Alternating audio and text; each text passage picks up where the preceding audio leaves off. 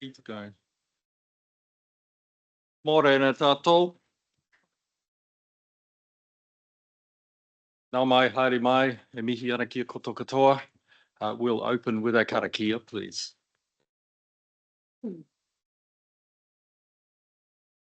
Tutawa mai I runga, tutawa mai I raro, tutawa mai I roto, tutawa mai I waho, kia tō ai te Māori tū, te Māori ora ki te katoa, haumi e, hui e, pai ki e. I'll do the English translation. Come forth from above, come forth from below, come forth within, come forth from the environment, vitality and well-being, all strengthened in unity. Ngā mihi nui. Thank you, everyone. So a warm welcome to councillors and our supporting staff here, our Chief Executive and our guests here for public forum, to those online as well.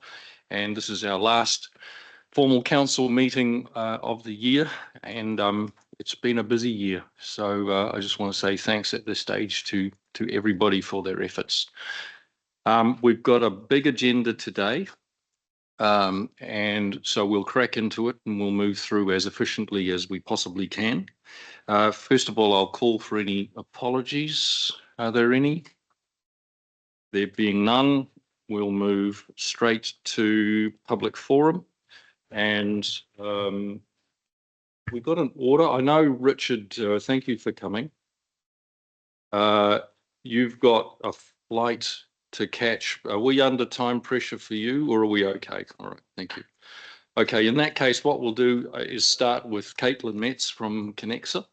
Caitlin, this handsome gentleman next to you, is he with you? Okay, so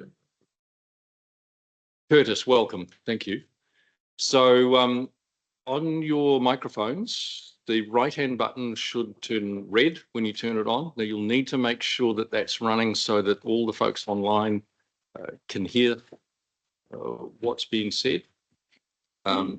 You'll have 5 minutes and then we'll open it up for councillors to ask questions and clarification of any specific points. So, is that operating? Now it's going. Yeah, great. Make sure you just bring it close to you, Caitlin. Right. That's all right. Thank you. When you're ready. Tēnā koutou e kui mā koroma, ngā mihi nui kia koutou. My name is Caitlin Metz. I'm the Community Engagement Manager for Connexa. With me today is my colleague Curtis Bones, who is a Property Manager with Connexa. We are here today to talk about the cell site upgrade on the Williamson Golf Course and a lease variation. We have a request of council today. We sent an information pack to all councillors last week providing background on our project, and we are very happy obviously to answer any questions about that project. Council and Connexa have followed all due process under the existing lease and the Resource Management Act to work together on the upgrade and the new proposal. We have also worked very closely with the Golf Club Board, which is why we have a move of the facility at their request, and they wanted that cell site put into a more suitable position for the operations of the golf club. Councillors will be asked today to vote on the proposed sublease variation for the upgrade of the existing cell site on the Williamson Golf Course. This is item 9 in the recommendations section of the minutes for receiving and confirmation. We respectfully request councillors to approve the Connexa sublease variation in order for the mobile networks of Spark, One New Zealand and 2 Degrees to be upgraded to provide reliable services to the community and visitors to Whangapoua.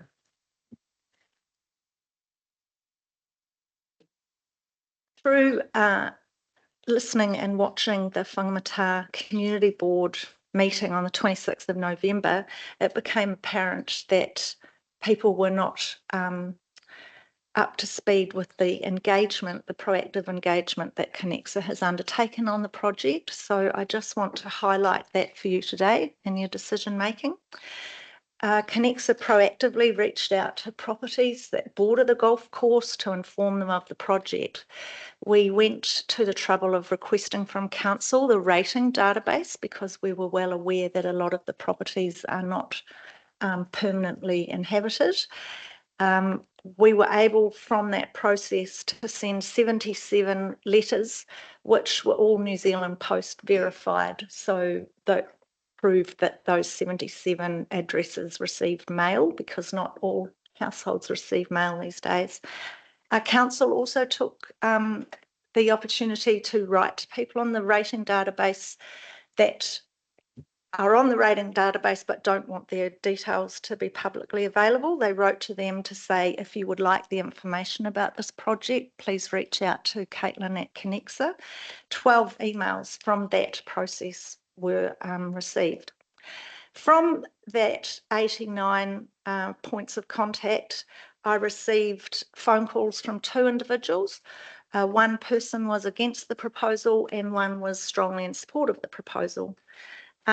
Since then, I've received 2 email responses to the information pack. One person had concerns about designing their new house and the impact that the cell site might have on that design. And the other couple, Curtis and I actually met with them in their home before the cell site proposal was finalised with the golf club, and we discussed their concerns, discussed all sorts of matters about the legislation. We had an in-depth couple of hours with them around their kitchen table to discuss those matters. On the 26th of November, a petition with 49 signatures was presented to the Whangapoua Community Board. 21 of those properties border the golf course and had received the Connexa or were sent the Connexa information.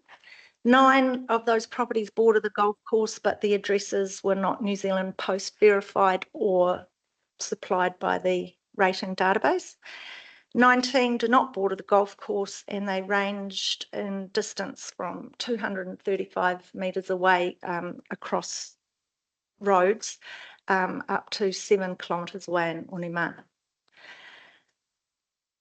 So if the sublease and the resource consent is approved, Connexa will write again informing locals that the appropriate approvals have been granted, and we will also provide details of the build program.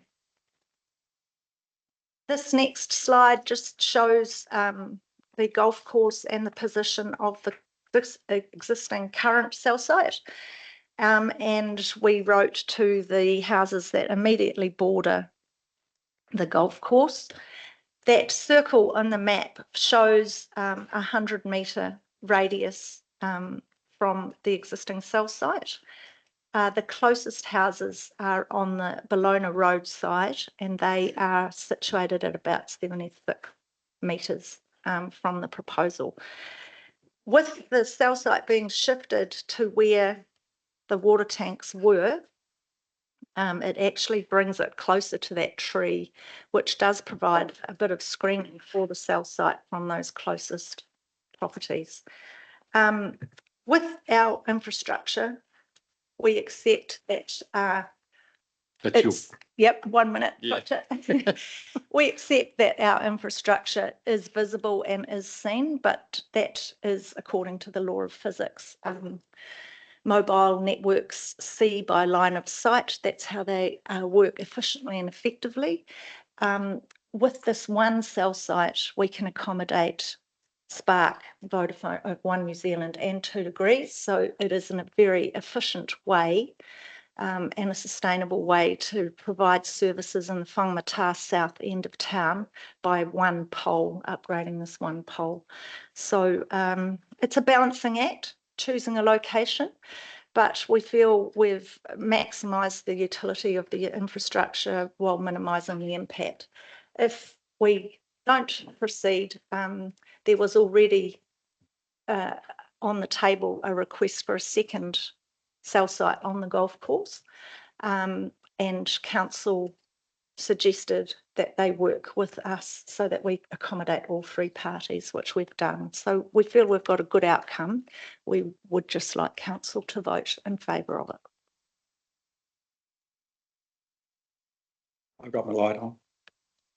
I have question from Gary, a question from Aileen.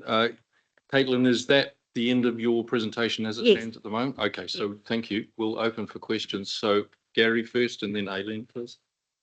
So if I've got it correct, you're saying you wish council to override the decision of the community board. Correct.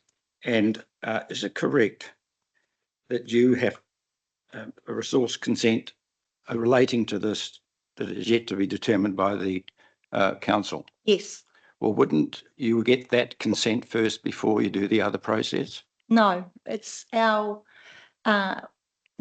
commitment to being a good corporate citizen to be open about our work, and we always write to people ahead of submitting a resource consent to let them know that there's a proposal on the table.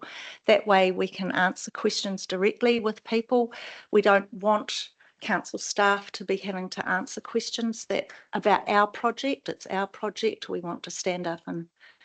Well, do you know when the resource consent is to be heard? It's in the process currently. We've got a section 92 on it with further questions. There was some discussion about the visual impact, which we're working through with council at the moment. It's a normal part of the process. Yes, there was some criticism in the report about being a reserve and what was happening, wasn't there? It wasn't criticism, that was factual. But the fact also remains is that there is an existing cell site on the golf course, and the lease does allow for us to upgrade and expand that existing cell site. We were working with council on that because they're the head leaseholder. The golf club is the sub-lease holder, and we also worked with the golf club to accommodate their needs, which they requested they would like the cell site moved further away from 2 greens and also just a little bit further out of the line of the side of a tee shot. So we've worked with all parties to come to this. Wasn't there a requirement to take some photographs showing different angles where the what would be the effect to people who surrounded the reserve? Was that correct? That was at council's discretion. That was part of the section 92, and the work has been done and submitted to council. But I'm looking at an email from Chris Horn to Chris Dawson. Yep. Conexa have fairly reluctantly agreed to do the initial viewpoint discussed with Bologna, but not the other ones. The photos need to be retaken at specific, it's a bit gibberish from here, distance and properly inserted by a qualified person to get them accurate, which is quite expensive. So it appears all the photographs that were required weren't done because of an expense basis. Those photographs aren't necessarily required because the breach is 400 millimetres at the base and the distance of 3 metres, because under the National Environmental Standards, we can shift the pole 5 metres, that's permitted. We can also double the diameter of the base. The existing is 350, that would take it to 700. The pole that's been designed is 1100 metres wide at the base, so 1100 millimetres, so it's 400 millimetres wider just at the base, and that base is also screened behind a solid fence, which we're going to build to fit in with the existing golf club furniture. Well, the attachment you sent, there were 2 attachments relating to this in the agenda. Yes. What the community board had, and the other one had other documentation which the community board didn't have? I don't understand that question, sorry. The point is, Can I interrupt just for a second? I just want to make sure that we don't get off track here, because council's role is as the head owner of the property, and golf club is the leasee. So this should be about the lease. So I wonder, Aileen, you had a point of clarification. Can we do that, Gary, and then maybe come back to you? Thank you. So later on, council will be considering the minutes of the community board on page 51 of the agenda. They've got three options. One is to uphold the recommendation, two is to overturn the recommendation, and the third one is to refer it back to the community board for a subsequent decision at a later date with subsequent advice. Just so they're clear about the implications of that, that would be a probably January, February decision. Can you just let the council know what the impact of a deferral of a decision on you might be? Currently, because we are in the resource consent process, we don't have consent to proceed until that consent is granted. So deferring the decision will cause a delay. We had already organised with our customers, Spark, One New Zealand and 2 Degrees, for temporary cell sites to go into the area to accommodate the increased traffic flow over the Christmas period. When, if this upgrade proceeds, those temporary cell sites will no longer be required over the summer period. There'll be capacity and coverage to be able to accommodate that Whangapoua area. Does that help to answer your question? Sure, thank you. So have there been any face-to-face discussions with, for example, Mr. Wickham about this? I spent 2 hours with James and Brandy around their kitchen table. When was that? That was on the 4th of September. Right. Gary, I got a couple of other questions. Sorry, Gary, you had like, I don't know, 10 questions? Yeah. So I'll go to Robin, please, and then Martin, and then maybe some of the questions that you have could be addressed with this. So let's do that, and then we'll come back and see if we can get to a point where councillors can move on through this, because you need some resolution. The community does as well. So Robin, please. Thank you for the presentation and for the extra information that you sent through to us last week. My 2 questions really are, you're not doing this on a whim. You know, there's obviously a need. So whether you could just spend a couple of minutes or a couple of sentences describing what that need is and how critical it is that this infrastructure goes ahead, but then also sort of almost touching on what Aileen said, what are the implications if this doesn't go ahead in terms of timelines, in terms of connectability? You've touched on the extra cell sites, what the implications of those are, please. Certainly. So the 3 mobile network operators, Spark, One New Zealand and 2 Degrees, all manage coverage and capacity across their entire network. Whangapoua is a really unique town in that its population burgeons it swells exponentially during those summer months. The existing cell sites, we have built 4 brand new cell sites in Whangapoua this last year. So I came to see you all in August 2023 to give you the details of the work and the investment we were making into the Thames-Coromandel area. So we have completed 9 of those projects. This is the 10th. Of the upgrade of this cell site, and that is because the Whangapoua south end of town does not have enough coverage and capacity now, let alone when the population hits over the summer months for that beach area, the reserves, the golf course, all the residences in the area. That's why One New Zealand had approached council about having a second cell site on the golf course.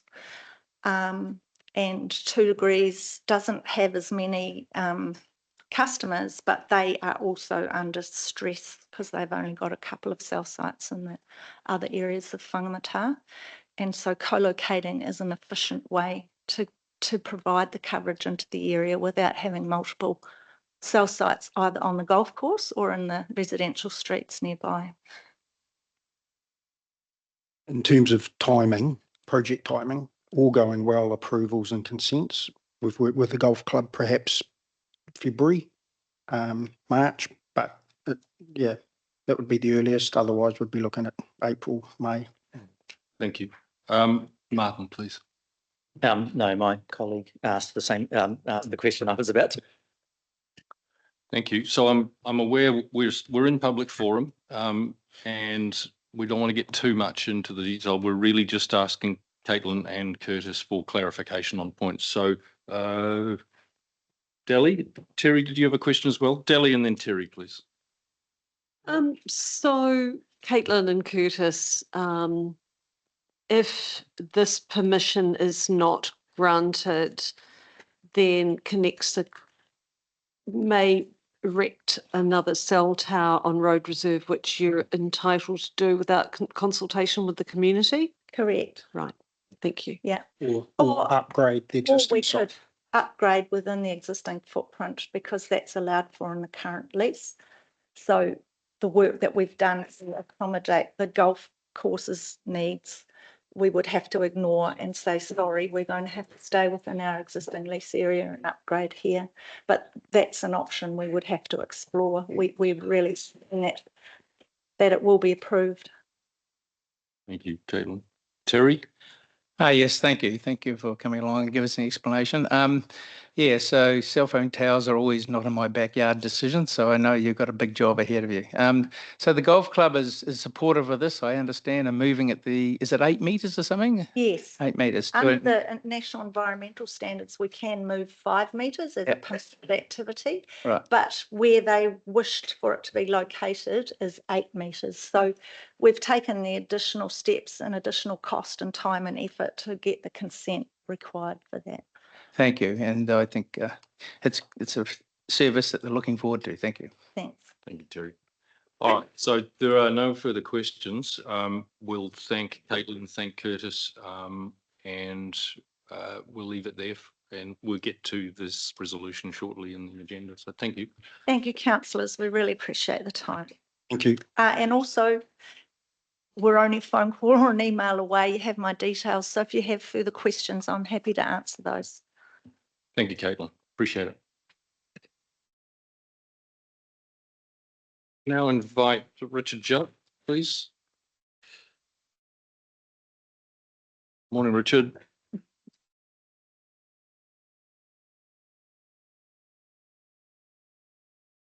Right hand one, red light will come on, and then perhaps Richard, just introduce yourself. Most of us know you, but just make sure that Thank you. Councillors aware. Tēnā koutou katoa. Good morning, councillors. I'm Richard Judd, resident of Thames and CEO and managing and owner of Certex Industries based here in Thames. And first of all, thanks for the opportunity to speak, and also just like to thank you for your ongoing service to the community. The reason that I'm here today is to voice my full support for the Totara Valley Road infrastructure upgrade. I think see this as vital to enabling future housing development to take place in this area. And I want to stress that this project is not just about Thames. It's a critical development for the prosperity of our entire region. It's well known that Thames, it's the economic centre of the Coromandel. It's home to a lot of vital services, healthcare and businesses that many of us across the region rely on. And its resilience and growth are central to the future of the wider district. To sustain this, we must address the fundamental challenge of quality housing availability. Without it, we face losing the very fabric of our community. As a local business owner, CEO of Certex, long-established business with its head office here in Thames, I've seen firsthand how the housing shortage impacts not only our operations, but the region's broader economy. Certex employs approximately 130 staff across New Zealand and Australia, many of whom live right here in Thames and various locations on the Coromandel. By mid next year, we'll open a new office, laboratory and factory building at Kopu. It's a world-class facility.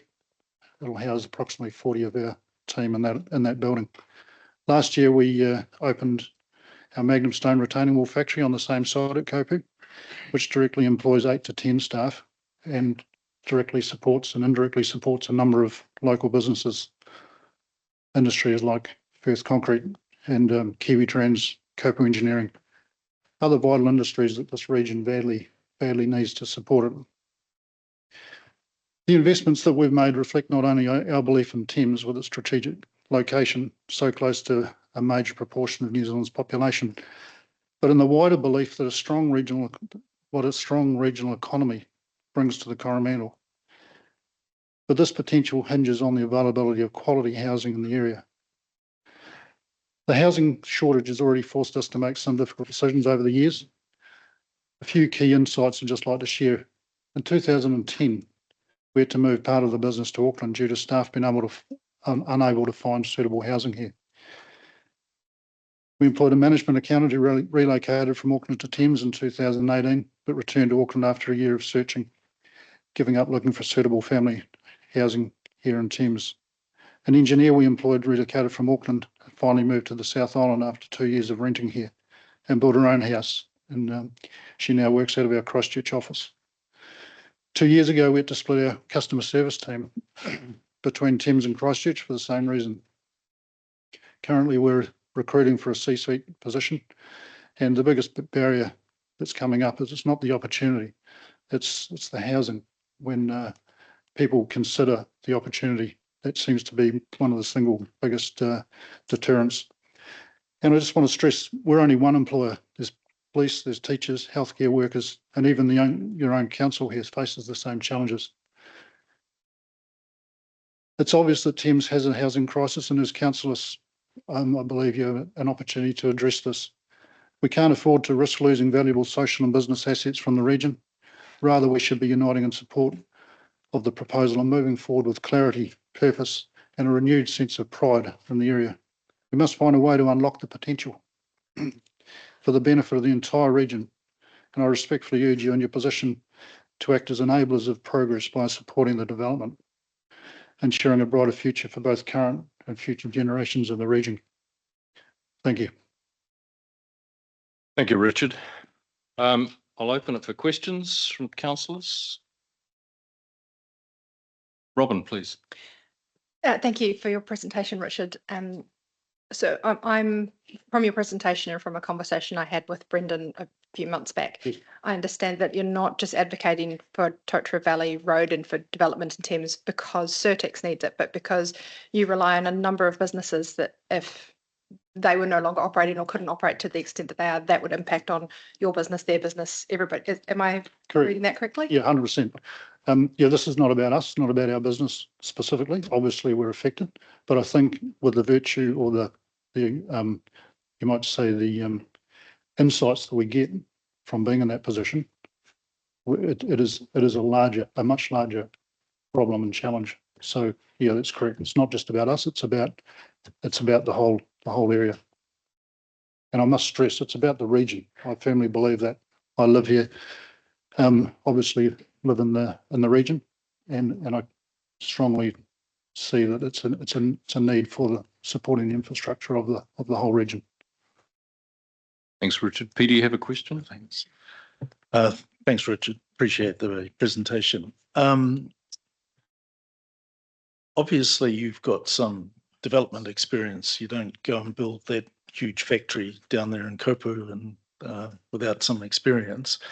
And the council did have a meeting with potential interested parties around the development.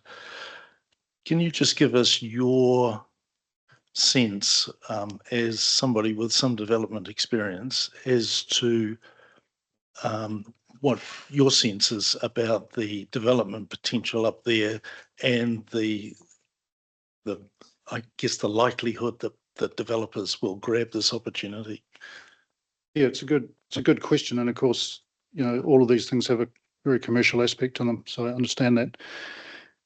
I think coming back to the earlier part of your question is that council, I believe, need to be the enablers of this progress. And if we look at the opportunities up there, I know there is multiple landowners. I've spoken to a number of them. It's the lack of clarity at the moment that is the issue.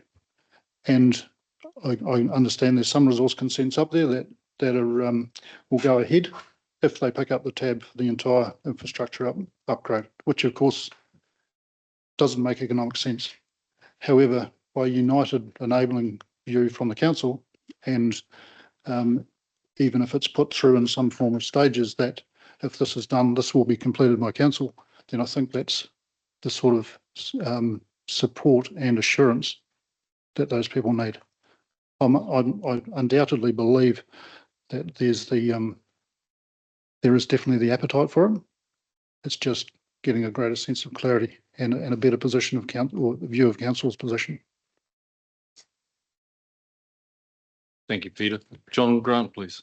Thank you, Richard. It's great to have you along, and I can just add to the sentiments that others have expressed that driving along through Kaupū and seeing the new building going up there always brings a smile to my face to see that development. So thank you for the contribution that you're making to the community. My question is a little bit more serious, unfortunately, because it gets into the commerciality of the arrangements, and I'm interested in some comments from you in regard to this. So you'd be well aware of the pressures that we are under as a council in regard to the cost of our rates to the community, and you would also be aware that a development like this and our commitment that is being sought to this is quite expensive and will add a further burden to ratepayers. I was just wondering if you had any views in regard to that and where you believe the council could fund this from, on the basis of, if we do something like this, is there other areas that we probably could not be doing that would save that money?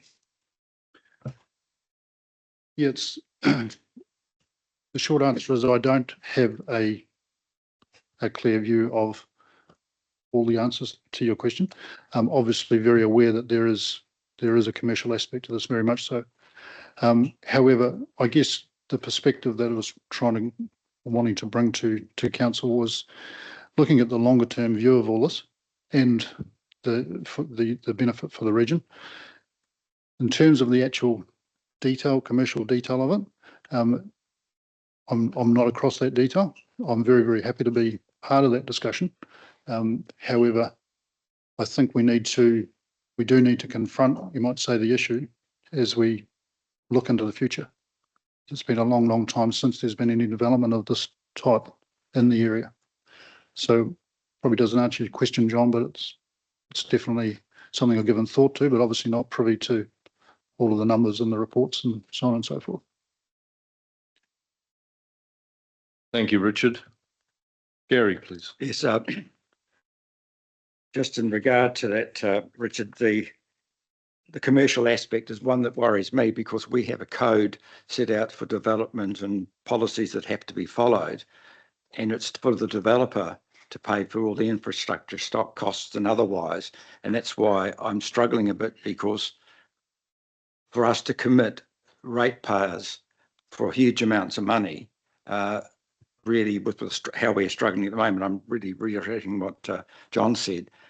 We seem to be we'd be flying in the face of our code, which we have, and I'm just not quite sure legally how that we would stand in regard to that. I haven't considered that yet, but it does cause me a bit of a problem, because normally that is covered by the developer, and we're sort of becoming a developer. And can we become a developer with ratepayers' money? And that's what causes a bit of a problem. Yeah, and look, I understand some of these difficulties. I guess my concern is that we go into this with a mindset as to how we can make this work, rather than why we shouldn't make it work. And that's what I'm really here to speak to council about today, is that you might say we've had generations of finding excuses why it can't work. There is developers, there's people that would like to collaborate, you might say, with council in a positive way, but it's challenging if the appetite from council is more of a, shall we say, a detractor, or not a detractor, but finding the obstacles rather than finding a way forward. That's just what I'd very much like the councillors to think about. Thank you, Richard. Any further questions for Richard? All right, thank you. Very much appreciated. Thank you. Safe travels. Okay. Can I get a mover and seconder, please, for public forum? Billy, please. Seconder, Rebecca. All those in favour? Thank you.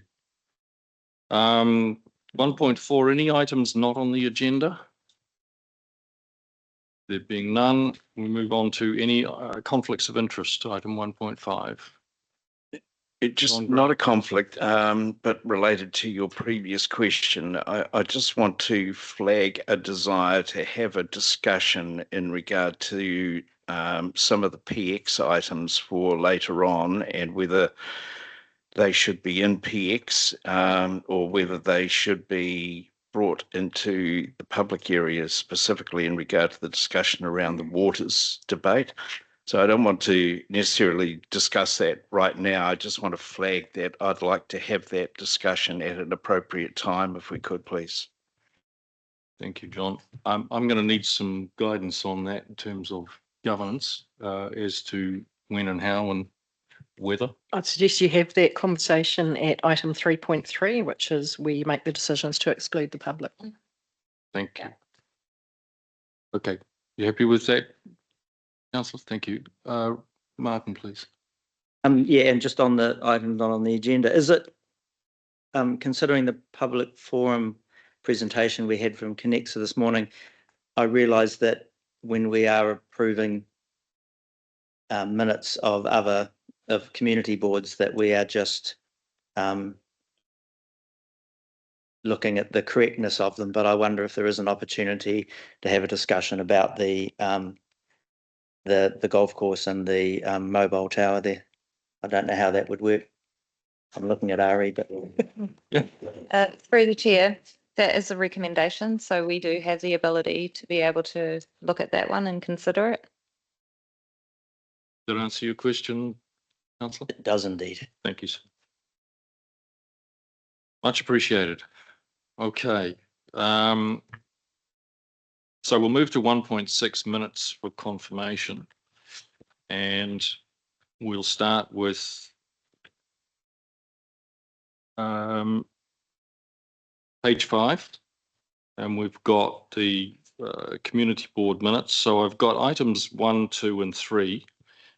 Which are to receive those. I'd like to take those as a block and then move through the other items one by one, please. So could I get a mover and a seconder, please, for 1, 2, and 3 on page 5 to receive those minutes?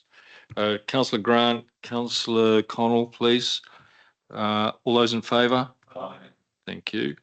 We'll move to item 4, approves the Tairua Pauanui Community Board recommendation from 21st of October, approves option 1. I won't read the whole thing out. You've got it in front of you. Can I get a mover and a seconder, please? Thank you, Terry. Seconder. Councillor Revel, thank you. All those in favour? Thank you. Item 5, Whangapoua Community Board recommendation from meeting 22nd of October. And so we've got items A and B. Mover, please. Terry, seconder. Gary, thank you. All those in favour? Sorry.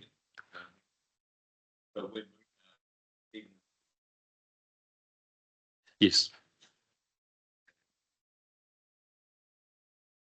October, yes. 22nd October. Yeah. One of the recommendations on the executive prior investigation of Yep. Yes. So yeah, I just want to speak to that before we actually that recommendation. do you want to make a comment on that? Okay. So, through the chair, there actually is no recommendation for that for council to do. Is that not a recommendation?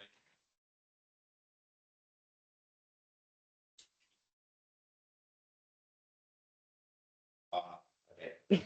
Let me stand down on that.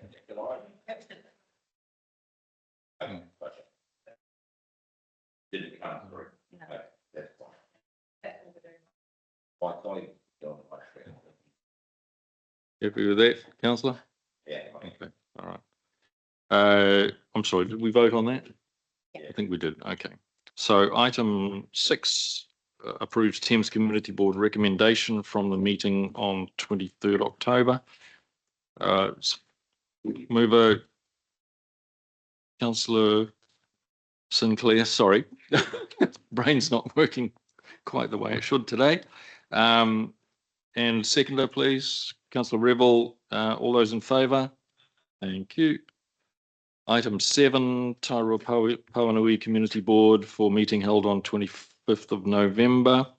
Sublease to Wholesome. Mover, please. Terry. Seconder.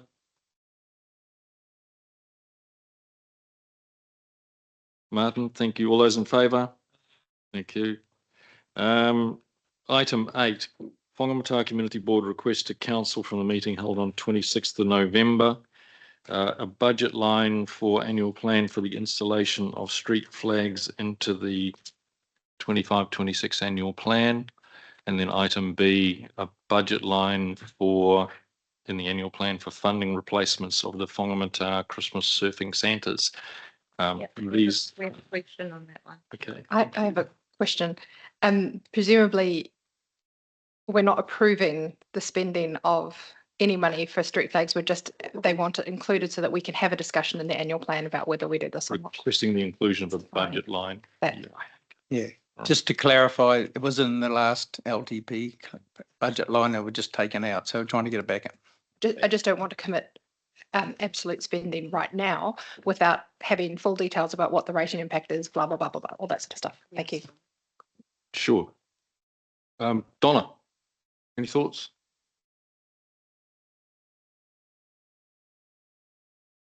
Yes, through the chair, Councillor Robin is correct. It's probably more about making sure that it's considered in the annual plan process rather than approving it.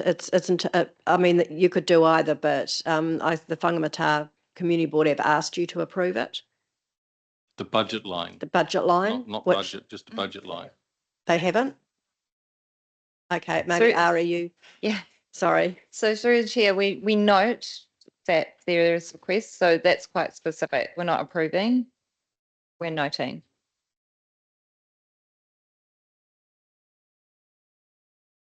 Okay, we okay to move on? Yep. Did we get a mover and a seconder? Terry moved. Seconder. Thank you. This is for item 8, A and B. Yep.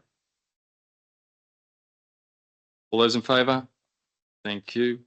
Item 9 approves Whangapoua Community Board recommendation from the meeting held on 26th November 2024. The recommendation from the Community Board is to approve option 2, to decline the proposed variation. Now we have, as a council, we have an option to put in front of the meeting and a line to approve option 1 of the proposed variation, which goes back to the staff recommendation from that report. So councillors now need to decide whether we go ahead and approve the Whangapoua Community Board proposal, or we approve option 1, which is the staff proposal. And so this decision now has come back to council. Could we bring up, please, on the screen the wording of those 2 options so that councillors can see what's involved there?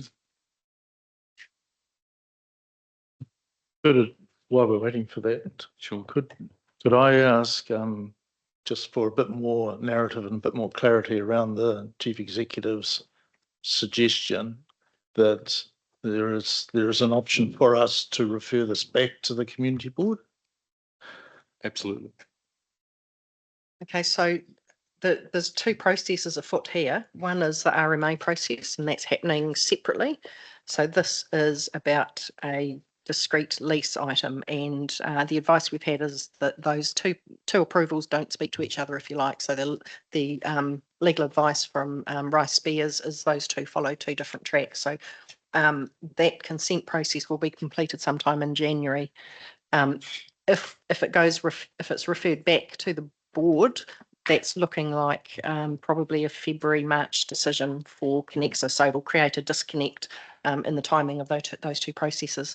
So for the decision in front of you today, I think there's actually 3 options, and I'm just looking at Donna to nod. Yes. Okay. So your option is to either to uphold the recommendation, to overturn the recommendation, as Lynn has just described, but there is the third option to refer it back to the board, and potentially with some advice that would sit alongside it, so they could reconsider their decision with additional advice.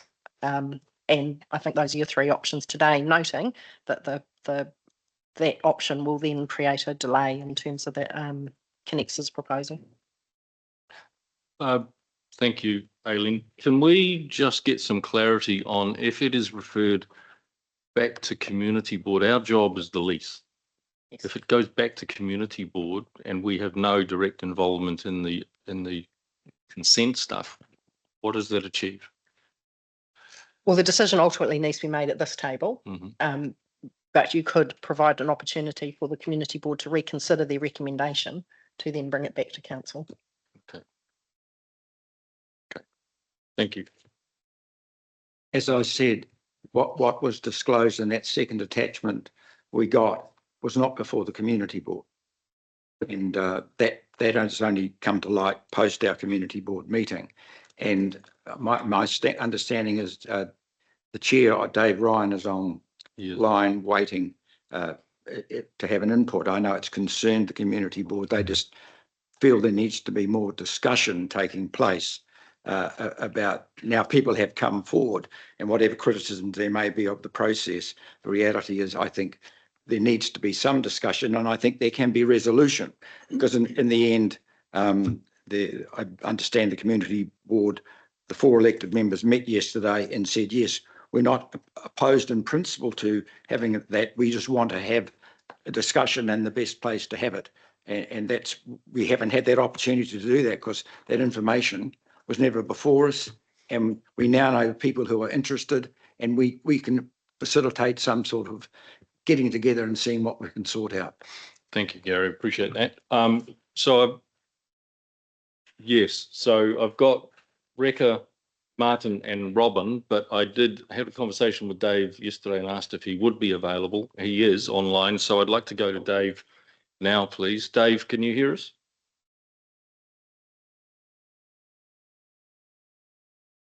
Just unmute, Dave. Please, we're not hearing you. There we go. Good morning. Welcome. Thank you. As already explained, we are not opposed to the requirement that we upgrade the equipment within the area, but the concern is that when we had our meeting, we were told that letters had been sent out to residents and nearby properties. Our concern was that a number of those properties are not residential properties, and there was no confirmation that those people had actually been spoken to. And then we had in public forum a veterinary surgeon come forward and produced a form with 52 names on it of people that had concerns. Our concern was that we did not believe that it had been spoken to the community and given them the opportunity to have their say. There is no doubt that there is a requirement for upgrading that equipment, but we would ask that the people are satisfied that they have had a discussion and that it has been clearly explained to them as it's been explained to you this morning. Thanks, Dave. Appreciate that. We'll go to Rekha, please. Yeah, I'm not sure if I want to make my comment now or just wait, but I like the idea of the board being involved in this decision, and I would like to look at it an option 3, or sorry, the third resolution, and I would like to put that down to say, let's send this back to the community board and let them have the conversation, because I think these sorts of decisions should be had at a community level. I'm moving that. Thank you. Thank you. Martin? So is it fair to say, and it's probably a question for Terry and Gary, is it fair to say that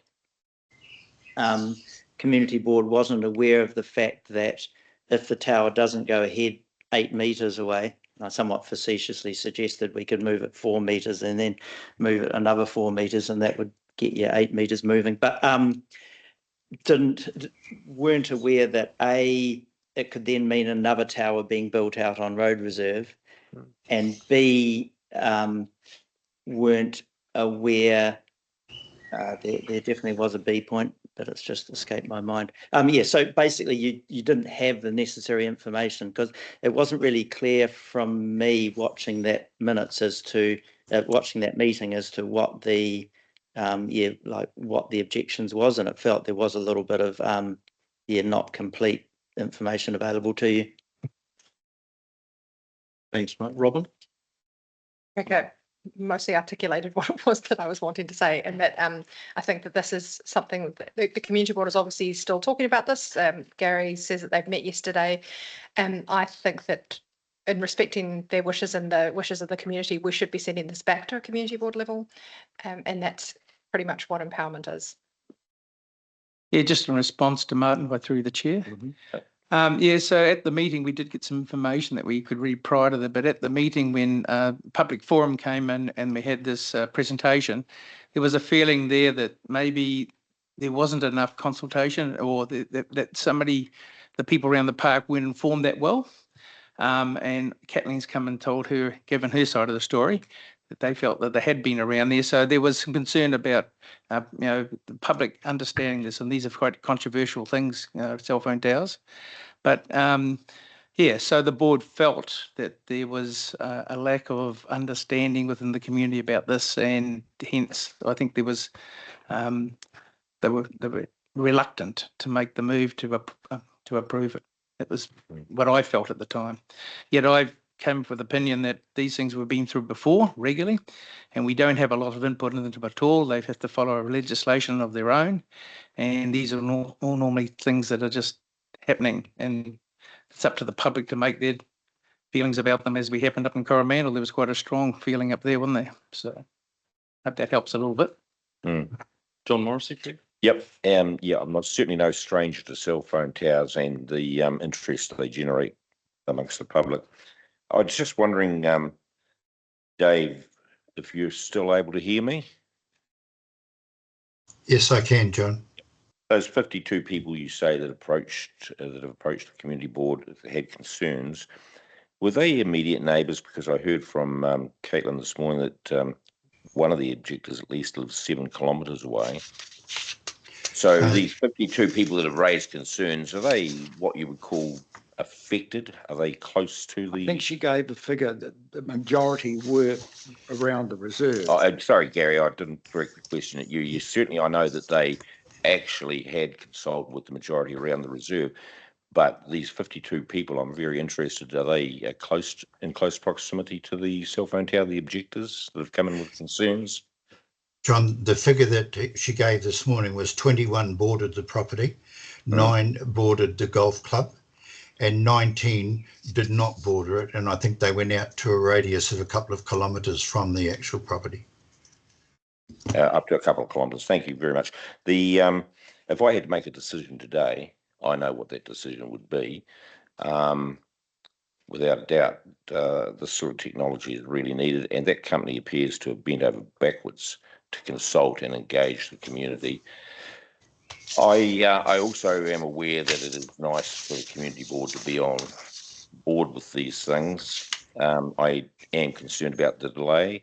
That will be covered because they'll put in those temporary cell phone towers to cover the Christmas period, which again is a great gesture by that company to do so. But I am concerned that we're pushing back and kicking the can down the road just simply to get a different decision from the community board, which I think will be different to the one that we have in the paper. So those are my thoughts. I know I'd be supporting the tower today. I think if I could just throw couple of thoughts in there. Community board might reconsider this, but Connexa, while all this is going on, might just decide, you know what, let's move on, and they have the right to do that. So while all this is happening, Connexa have rights under the legislation just to move on, go to the road reserve, do the upgrade on the existing site, and there's no input required. But the other question is, where does it leave the community? We know that the emergency services need that connectivity. It's important for AI, and Councillor Gottlieb, it's something that's near and dear to your heart, I know. So it's important for the community, and Connexa might just move on and say, you know what, we'll just do our own thing, and they've got that right. So just bear that in mind as we go through. Peter, did you have a question? Yeah, thanks. Just, Len, just to comment around that, the sense I got this morning from the representatives from Connexa is that the risk of them just ignoring us and going on, I think would be pretty low. And I was comforted to know that they have made temporary arrangements for coverage over the busy period. But my question was, just sitting here and listening to Chair Ryan's comments and to Deputy Mayor Walker's and to Councillor Gottlieb's comments, I get the sense that we have now, or those three in particular, have now heard and have received additional information which they weren't privy to at the time that the community board was meeting. And I'm wondering whether, in fact, there would be sufficient comfort amongst those three people for us to actually overturn the decision and give Connexa to go ahead, just because there was all that new information. And I'd be interested to just get some feedback from you, Dave, and you, Gary and Terry, on that idea. Thanks, Peter. I think before we do that, we've got, it's been clearly explained to us that there are three options, and I wonder whether it's a good idea to test those options now. So option one is to approve the recommendation from Community Board as it stands now. Option two is to approve option one, the staff recommendation from the Community Board report of the 26th of November. There is, in fact, already a motion on the table. Let me finish. And the option three is the motion that's on the table to refer it back to the Community Board. So those are the three options that we've got in front of us. Delia. I'm concerned that we're dabbling in the democratic processes of a community board that has expressed a lack of information to make a decision. I am very comfortable to trust their processes, and whether or not they want to have a community meeting or defer this completely to another board meeting. I'd like to test Robin and Rekka's motion, which is to refer back to the community board where I think this decision belongs. There's no point debating the value of cell phone towers. We know all of that, but for me, it's about the democratic process here. Thank you. So we've got a motion, and it's the sense from around the table is that there's a desire to see it go back to the community board so that the community board can be part of that process. John. I've heard all of the comments, and I absolutely support the role of the community board in that democratic process.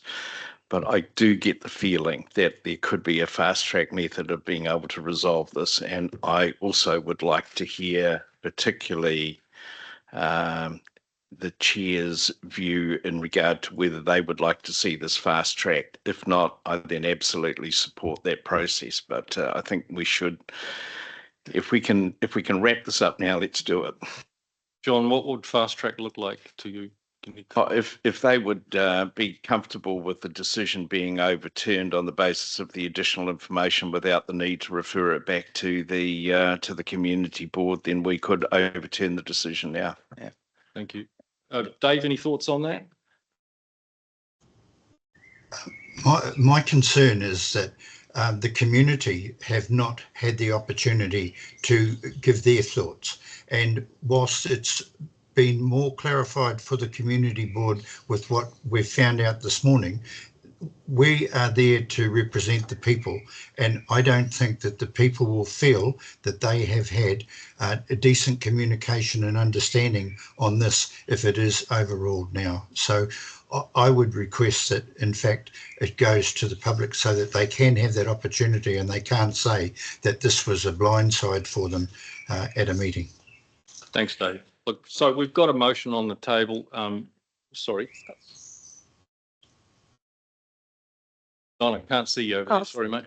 Sorry, just through the chair, there is no requirement to consult with the public on this. This is a lease decision.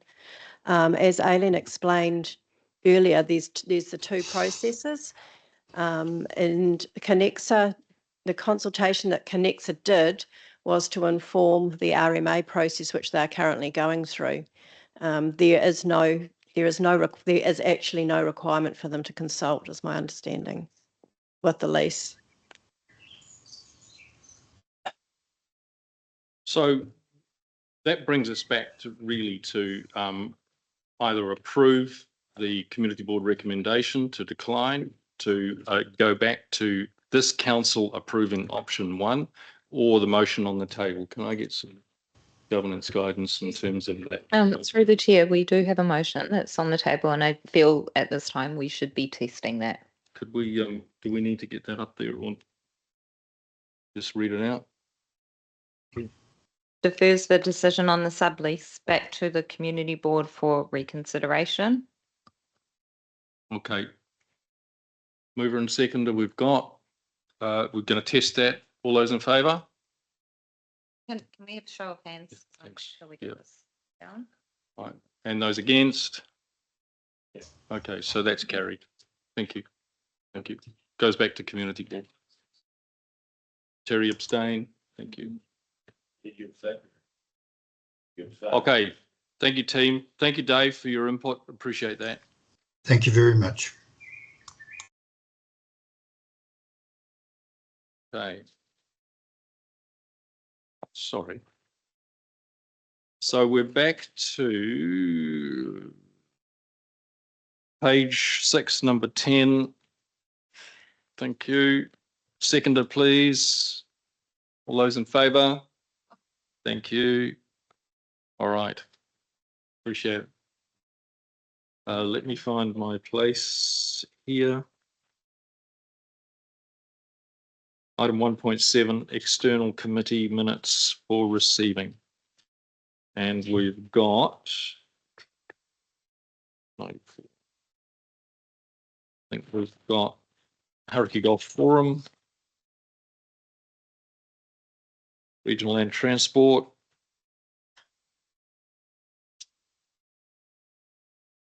page 94, thank you. And so could I get a mover and a seconder, please, to receive item 1? Mover and a seconder, I'll move it from the floor. Seconder, Delhi, all those in favour, this just to receive? Thank you. And then item 2, Hauraki Golf Forum, Regional Transport Committee and Waikato Civil Defence Emergency Management. Mover and a seconder to receive these as a block, and then I'll just ask for any comments. John and Terry, thank you. Any discussions or comments from the delegates to these committees on these items? Otherwise, we'll just put those, all those in favour? Thank you. Item 1.8, page 116, workshop notes for receiving. I'm happy to move that. I would be delighted to second this. I thought it was appropriate that I should be the mover. Yeah, good second you, man. All right. So we're items 1 and 2. Councillor Morrissey moving, Councillor Sinclair seconding. All those in favour? We have discussion. Oh, I'm sorry. Was there Peter? Yeah, look, I'd just like to pass a comment on how useful I found it to have the workshop notes in the agenda. And so thank you, Ari, for you and your team for the work on doing that. It was really helpful. Thank you. Thanks, Peter. Yeah. Martin, please. And is it useful for us to engage with various stakeholders to point out to them about those notes being publicly available? Yes, through the chair, they will be. So much the same way as a agenda packet is available on the website, the workshop notes will be available. And sorry, second question, how do councillors feel about that also going in that weekly council email? Yep, we're happy to accommodate that too. Might I suggest boldly to my colleagues that over the course of the summer, we'll be having many interactions with ratepayer groups, and that this may be a good news story that when you're out and about with your ratepayer groups, you could share with them. It begins to address those concerns and things that have been raised. So, yeah, we are responding. Cool. Did we vote on this? Now Right. we can. All those in favour? Thank you. We've got to move in a second. We did, didn't we? Councillor Morris. Councillor. The irony wasn't lost. Thank you. Awesome. Well done to the Ari and the team that have put this together. It's going to be a big help, I think. Item 2.1, request to appoint independent commissioners, which is page 117. Katie, welcome. Thank you. You know how those buttons work, don't you? The right-hand button, red light comes on. Okay. All right. Katie, Yes. Katie, welcome. Thank you. Through the chair, I'd just like to take my report as read, but I'm happy to answer any questions if anyone has any. These speak for themselves. Delhi, please. Good morning, Katie. Nice to see you. I'd like to move that we accept this recommendation because the reasons are very clearly laid out and I have no debate on this topic. Happy to second it. Thank you. Mover and a seconder. Any further questions of Katie? All right, we'll put it to the vote. All those in favour? All right. Yeah. It was a random vote, wasn't it? Aye. All right. Carried. Thank you, Katie. Appreciate it. Okay. Item 2.2. Can I just pass a comment that I think it was the quality of those candidates on paper, at least, just looks absolutely outstanding. The fact that we have 5 people on that board of that caliber is really, really good news, and we should have high expectations of what this will mean for the destination Hauraki Coromandel. Thanks, Peter.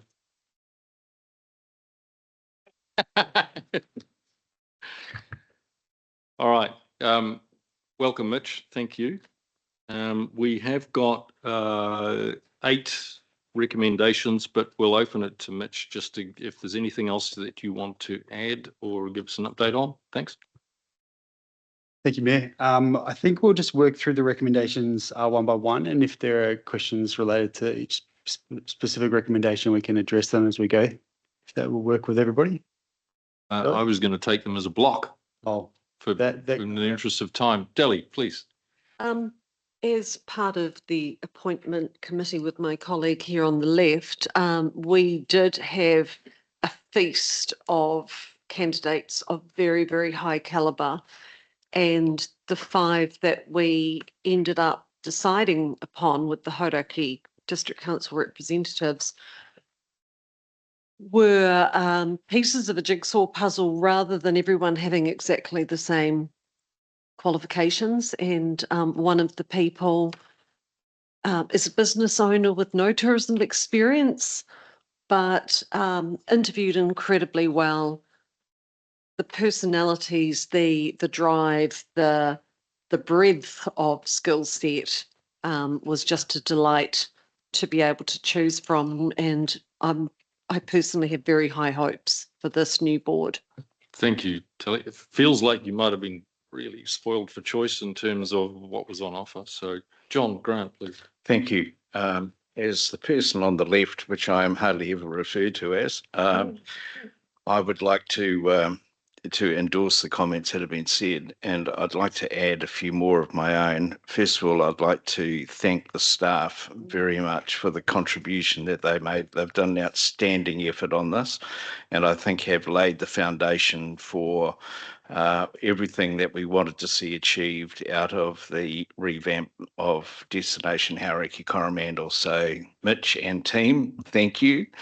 Thank you, John. You've done a terrific job for this district in regard to this work. In regard to observations of the quality of people, I think we went into this with some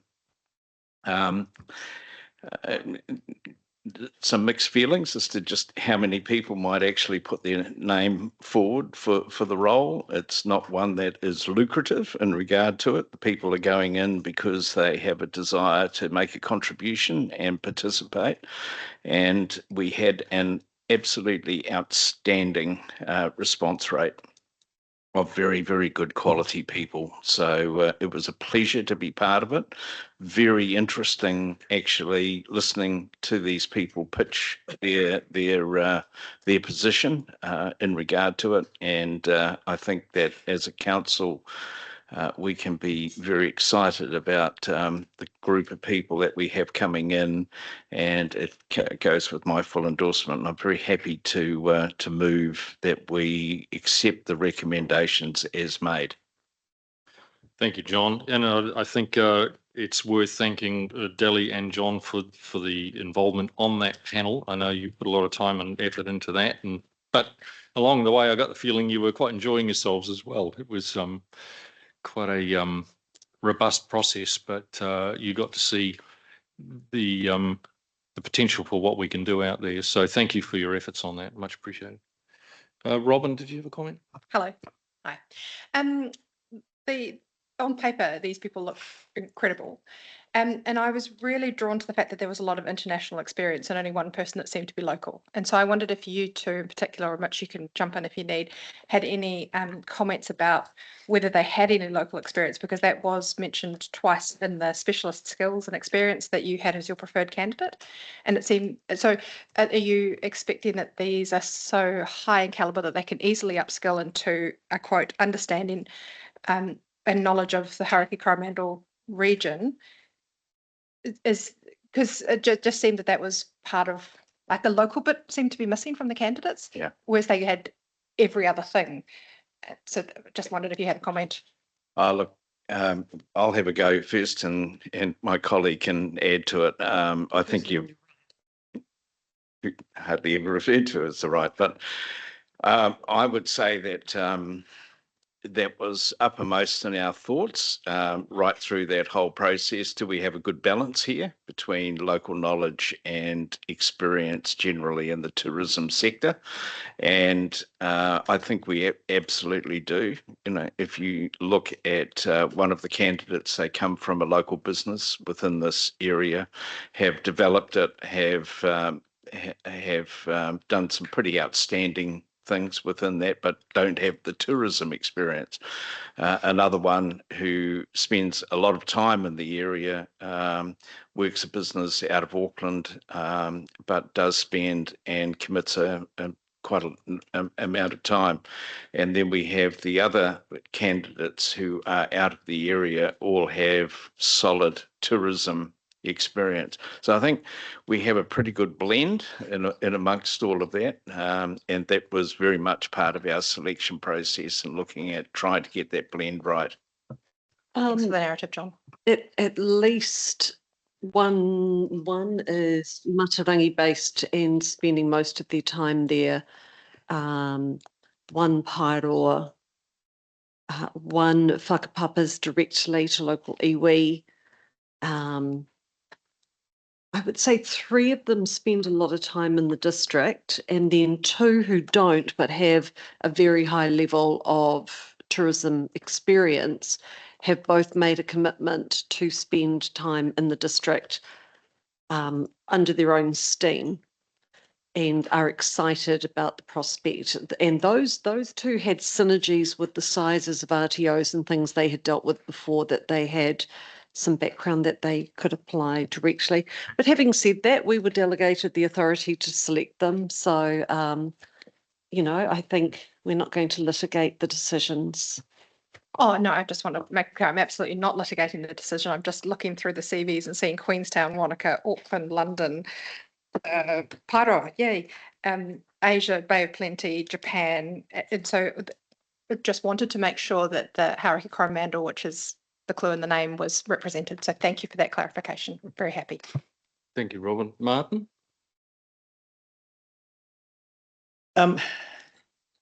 Yes, so I sat in the public forum seats for a recent conversation about Hauraki Rail Trail board remuneration increasing from $300 per meeting to $360.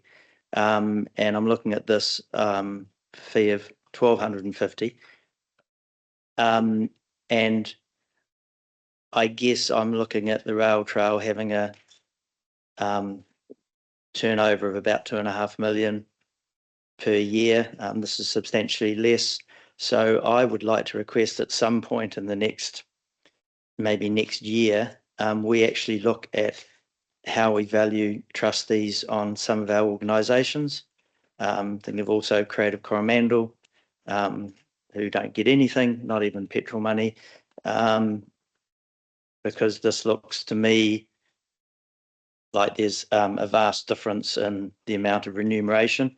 I understand that's possibly close to what they were getting before, but to me it doesn't seem there doesn't seem to be equity there. So I would request at some point next year. Councillor, can I ask you and suggest that you bring that to council?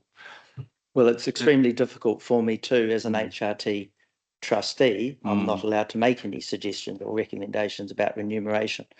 And I have requested during this year that we look at trustee remuneration, and we're not even going to really have much of a discussion about the remuneration here. That question about your ability to be involved in council meetings as an HRT representative has been addressed. And I think we can report back to you at some stage fairly soon, because has specifically been addressed. It's been concerning council for a while about what is the appropriateness, and we've had some advice on that. So I think it's a relevant point.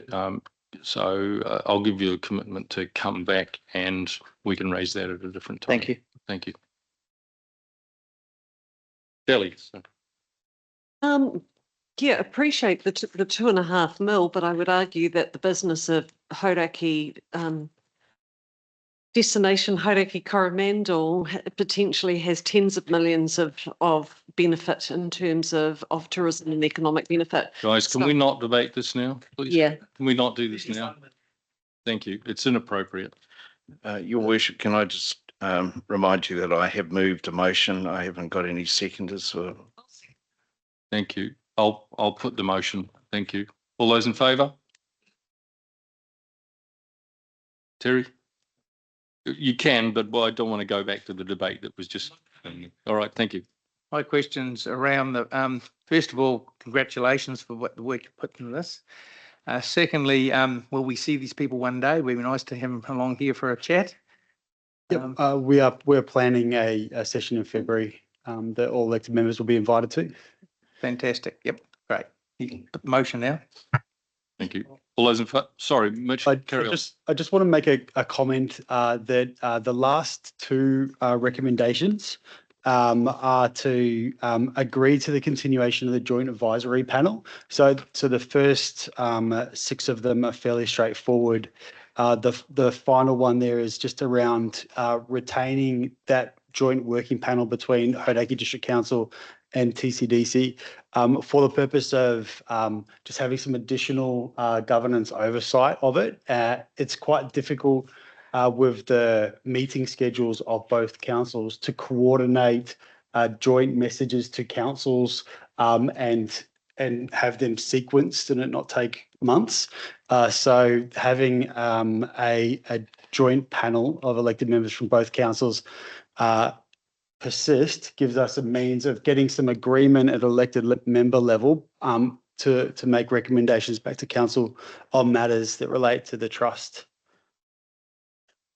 Mitch, what is the status? Does the joint panel get established, or and you're proposing that it continue? Yeah, so we're just proposing that the structure we had worked really well with the appointment of the trustees, and we're asking that the council to appoint 2 councillors to the working group on behalf of TCDC, and then to delegate to the chief executive an update to the terms of reference, just to reflect the extended purpose of that group. So it's just a working group, not a committee, and it exists just to help with the communication between both councils. Thanks, Mitch. Can we ask our chief executive if there's any problems with keeping that panel going, or do we disestablish and re-establish, or we just continue it and expand the terms of reference? What do we need to do there? I think we should probably align with whatever Hauraki are doing. There was like a general agreement, again, at a staff and elected member level of the other 2 panel members from Hauraki District Council who also supported that yep, that it remains. Yep. Okay. I don't see a problem with it. Easy enough to do. Thank you. All right, please. Just to be clear, if we're going to ask our current incumbents to carry on, do we need to ask them if they want to do it? Or is that a process for a future date? Oh, and you're comfortable?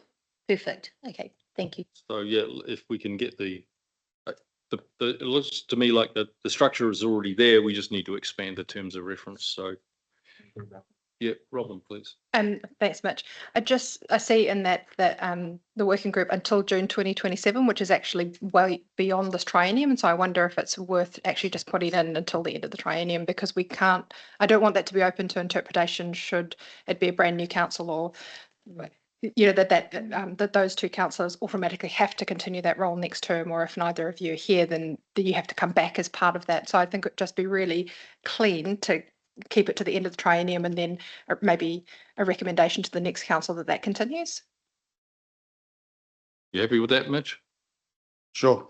See any problems? Okay, awesome. Good suggestion. Thank you. I'm happy for that alteration to be made to the motion.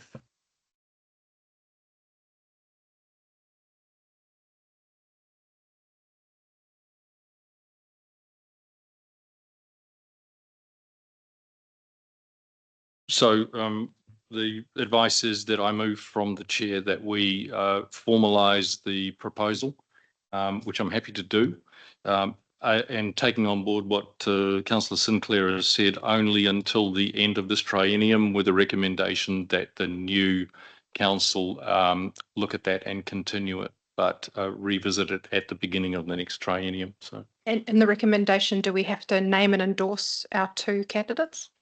I think since we're doing the work, yeah, through the chair, if I look to recommendation 7, just 7,